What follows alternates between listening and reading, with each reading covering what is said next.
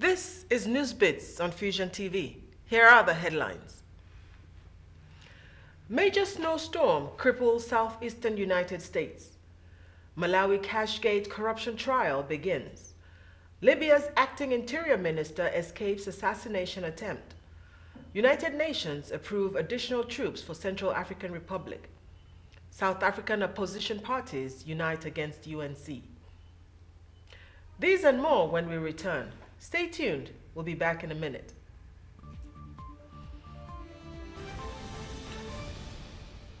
Hello and welcome to News Bits on Fuxion TV. I'm Nikki Roberts. A weather system moved to the southeastern part of the United States on Tuesday as major cities were slammed with a snowstorm that came 2 hours earlier than forecast.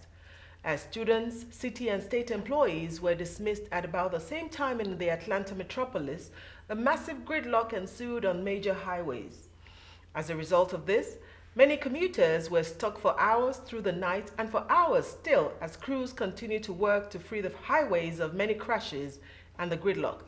At a joint press conference Wednesday, Governor Nathan Deal said the winter storm was unexpected, while Atlanta Mayor Kasim Reed said he will not play the blame game about who's to blame for the gridlock, but that many lessons have been learned from the occurrence. Governor Deal Tuesday declared a state of emergency, and governors in Alabama, Mississippi, Louisiana, North and South Carolina have also followed suit. Libya's acting interior minister has escaped an assassination attempt on Wednesday in the capital Tripoli. Al-Sadiq Abdul Karim was on his way to a meeting when his car came under fire from unknown gunmen. After the attack, Al-Sadiq Abdul Karim said in a statement, "Libya's men will not be intimidated by bullets, bombs, or rockets." He further said he would not abandon Libya's sovereignty or dignity. Libya has suffered chronic lawlessness since the overthrow of Muammar Gaddafi in October 2011, and the transitional government has been struggling to assert itself over up to 1,700 different armed militias, each with their own goals. No group has claimed responsibility for the attack. The first 2 out of 70 defendants are appearing in court over the Cashgate corruption scandal in Malawi. It is the biggest financial corruption scandal in the history of the country. Up to $100 million was allegedly stolen from government funds, leading to the suspension of international aid. The issue came to light in September last year after the attempted assassination of the Finance Ministry's budget director, Paul Mfuyo. Caroline Zavala and Leonard Kalonga, both civil servants, appeared in the court early this week in the capital Lilongwe to answer charges of theft and money laundering.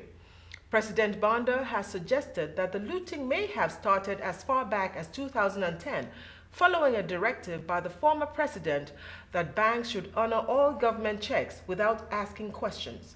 She maintains that she initiated appropriate steps, including investigating, apprehending, and prosecuting suspects as soon as she became aware of the allegations. Some have linked the scandal to the president, saying her party was trying to raise funds for the upcoming May election campaign.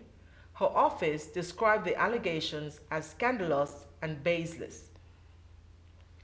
Ghana's police have launched a training program for officers to combat terrorism.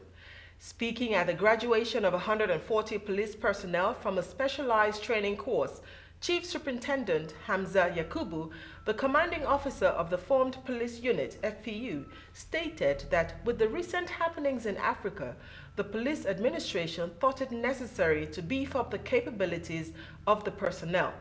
Yakubu further said the newly trained officers are highly motivated but need cooperation from citizens to effectively thwart terrorist attacks. The police administration decided that they do not need to let any mishap befall the country before steps are taken to bring sanity to the system. Everything about us now is about being proactive, and he wanted Ghanaians to be rest assured that they are adequately prepared, adequately trained, and adequately equipped to respond to any incident. The UN Security Council has approved a resolution to increase the number of European troops in the troubled Central African Republic. The Council approved a plan Tuesday that will allow the European Union to send about 500 troops to the Central African Republic to assist French and African forces already stationed in the country. French ambassador to the UN, Gerard Araud, told reporters the current troop limit in the CAR is too low to contain the unrest because the situation is very, very dire and the country is huge. The additional troops will allow French and African forces to focus more on unrest outside of the capital, Bangui. About 1,000 people have been killed since violence intensified last December, and another 900,000 have been displaced. The country's new interim president, Catherine Sampanza, has appealed for calm. Anti-apartheid activist Mamfela Ramphele, after merging her Anang party with the Democratic Alliance, DA, will run for president in this year's South African election holding later this year. She'll be giving the main opposition party a prominent black figurehead to challenge the ruling ANC.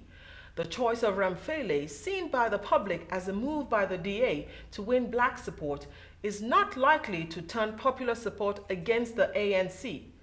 DA leader Helen Zille, embracing her new political ally, told a news conference in Cape Town Wednesday, "I can't think of any better person to be our presidential candidate in this crucial election." Ramphele, a medical doctor and former World Bank managing director, commands respect among the black majority as the partner of Steve Biko, who was beaten to death in apartheid police custody in 1977. Anne Waitera, Kenya-based BBC broadcast journalist, has died aged 39. According to reports, she had been battling cancer for 2 years and finally passed away at a Nairobi hospital recently. She has been described as a very talented journalist who was the first BBC bilingual reporter to be appointed to Addis Ababa, Ethiopia. A minute's silence was observed by the BBC Africa staff in Nairobi, London, Dakar, and Abuja. Our thoughts and prayers go out to the Waitera family.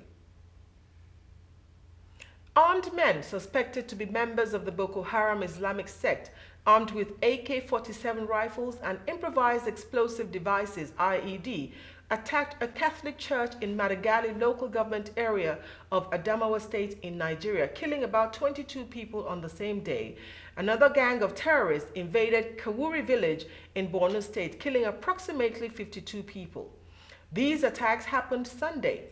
The spokesperson for the Catholic Diocese of Yola, Reverend Father Raymond Dambuye, confirmed that dozens were killed and that some of the dead were buried after a funeral service on Monday. Borno State Governor Kashim Shettima, while visiting Kawuri village yesterday, pledged the sum of 250,000 naira to each of the families of those who were killed and promised to pay the medical bills of the injured. He condemned the attack, calling it anti-Islam, callous and barbaric. Both these areas have been under emergency rule since last May as the military attempts to combat the insurgency. The brigade commander of the 23rd Armored Brigade, Yola, Brigadier General Rogers Nicholas, confirmed the attack, saying the impact of the attack was minimal and the military was on top of the situation. Peace and security, sustainable development, and human rights are on the agenda at the second summit of the Community of Latin American and Caribbean States, CELAC, which opened in Cuba on Tuesday.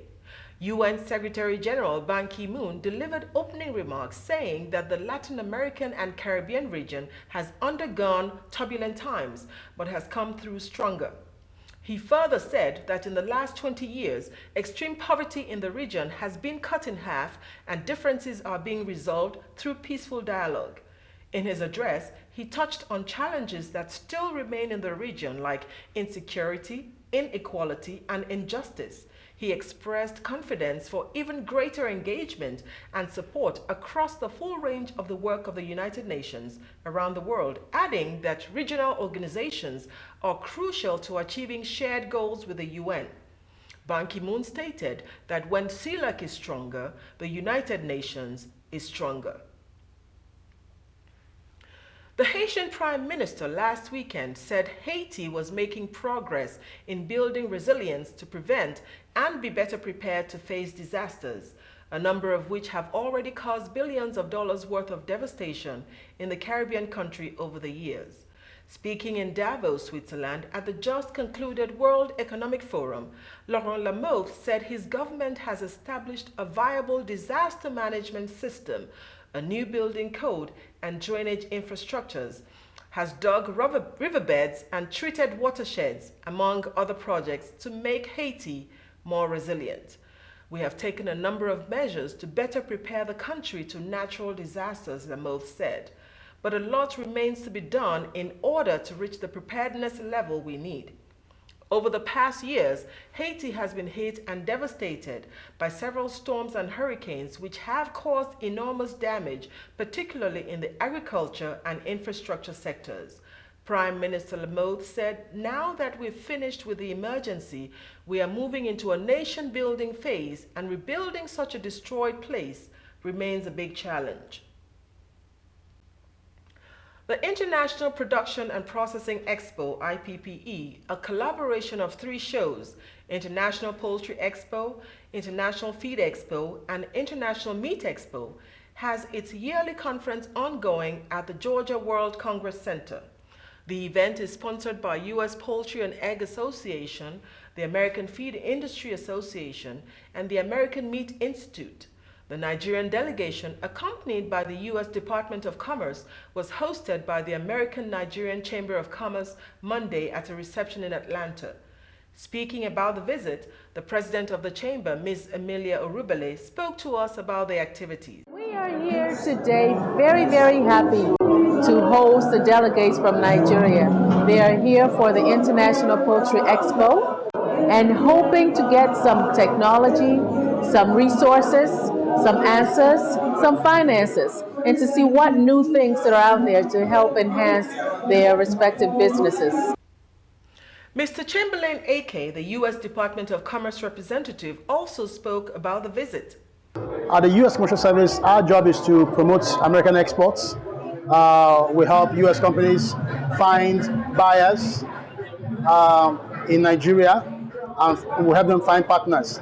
So the purpose of bringing this group is to meet with U.S. exhibitors of all kinds of poultry products, from housing to feeding to vaccines to drugs, up to poultry processing equipment. So those of them who want to find a broad range of these kinds of products, the idea is to bring them in contact with the U.S. sellers so they can do business. That's the primary objective for this delegation. Of course, the U.S. is a very important destination for them because of the high quality standards of U.S. products. The president of the Poultry Association of Lagos spoke about the needs and challenges of poultry farmers in Nigeria. We are looking for a great partnership. We have been able to solidify over the years. Majority of our members have been able to grow their business as a result of this vision year in, year out, as a result of getting people or producers to sell their products in terms of franchise or having partnership with them, and a lot of benefits back home. Well, what we're hoping to achieve this is to, number one, to improve on the relationship we have to see how we can build our business back home and to have more partners. That is to attract investors, American investors, back to Nigeria. And now to sports. Libya and Ghana have reached the finals at the African Nations Championships, also known as CHAN, currently taking place in South Africa. Ghana beat Nigeria in a 4-1 penalty shootout in spite of playing one man down, overcoming Kwabena Adusei's red card in the 64th minute to hold Nigeria to a 0-0 draw after extra time. Libya beat Zimbabwe also in a 5-4 penalty shootout after playing a goalless draw in their semi-final match. Ghana will play Libya in the final match on Saturday in Cape Town. Well, that's all the news we have for you this week on Fuxion TV. Thanks for joining us. We hope to see you next time. Until then, stay safe.